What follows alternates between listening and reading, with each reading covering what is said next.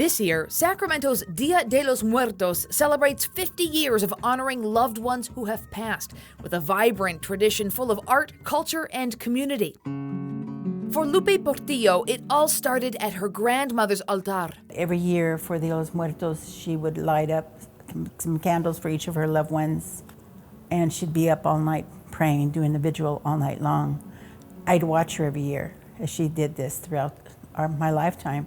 When her grandmother died in 1972, Lupe says she carried on the tradition at Sacramento's Washington Community Council. Just 3 years later, she and fellow community members organized the very first public Dia de los Muertos observation at St. Mary's Cemetery, with a procession from Hiram Johnson High School. We did a procession up 67th Street to St. Mary's, and we were kind of yelled at, discriminated against, and the people, get out of here, get off our street, what are you doing, and they thought we were doing witchcraft.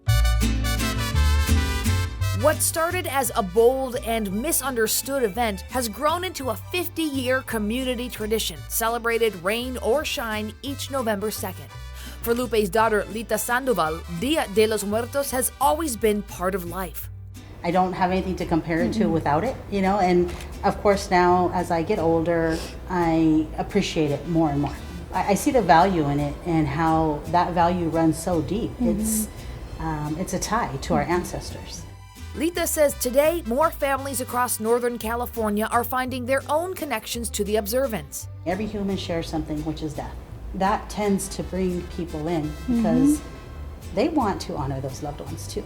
So they come in with, maybe no idea of how to practice Dia de los Muertos, and they realize, oh, it's not that complicated. I can have a photo, a thought, a prayer, a favorite treat, a candle, and a flower, and that's my altar. This year, the Sacramento History Museum is celebrating the 50th anniversary with a new exhibit highlighting the artists, activists, and families who shaped this long-running tradition. We spoke with organizers as they set up the altar and ofrendas, a decorated space honoring deceased loved ones with photos, food, flowers, and personal mementos. The exhibit is now open to the public. 50 years ago, Dia de los Muertos was not celebrated the way it's so just everywhere now, right? So it was during the Chicano movement of the late 60s, 1970s, that it was specifically two different organizations, one in Los Angeles called Self-Help Graphics, and then Galeria La Raza in San Francisco. They both, in the same year, just coincidentally, decided that they were going to bring Dia de los Muertos to the United States, but not a transplanted ceremony, but more of a community celebration. And we decided that that was something that we wanted to do here. Tere Romo is a co-founder of the event 50 years ago. She's also the exhibit's curator. It features an altar, plus posters, photos from over the years, and even documentary video from the 1970s, giving visitors a glimpse of how it all began. What I was hoping for is that someone who comes, even if they don't know anything about Dia de los Muertos, it's really more of an overview of the different aspects of it, and hopefully getting people interested in, I want to go, I want to see, because I've seen these pictures and I'm really interested in finding out more. At the heart of Sacramento's Dia de los Muertos story is the Royal Chicano Air Force, or RCAF, a collective of artists and activists who linked culture with community change.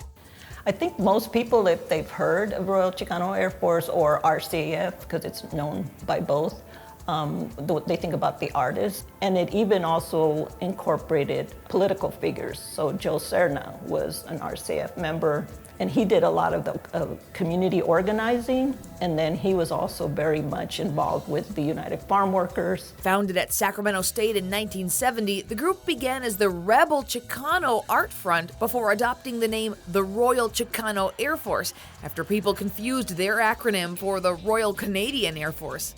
Their murals, posters, and performances became iconic. They were also one of the key partners for us for Dia de los Muertos. Bringing together art, indigenous and Catholic traditions, and community health, the RCAF helped create a ceremony that has lasted 5 decades. For Amar Sid, whose father was in the RCAF and who grew up alongside the Portillo family in this tradition, honoring the past and the ceremony's indigenous roots is important. I hope that, my children, their children, if they choose to have it, all the next generations can really build on what's already been here, right? Remembering the traditions, remembering the whys, remembering to connect to each other. From one grandmother's candlelit altar to a citywide observance, Sacramento's Dia de los Muertos has become both remembrance and renewal. We have this treasure right here in Sacramento, cultural treasure that has been nurtured and nourished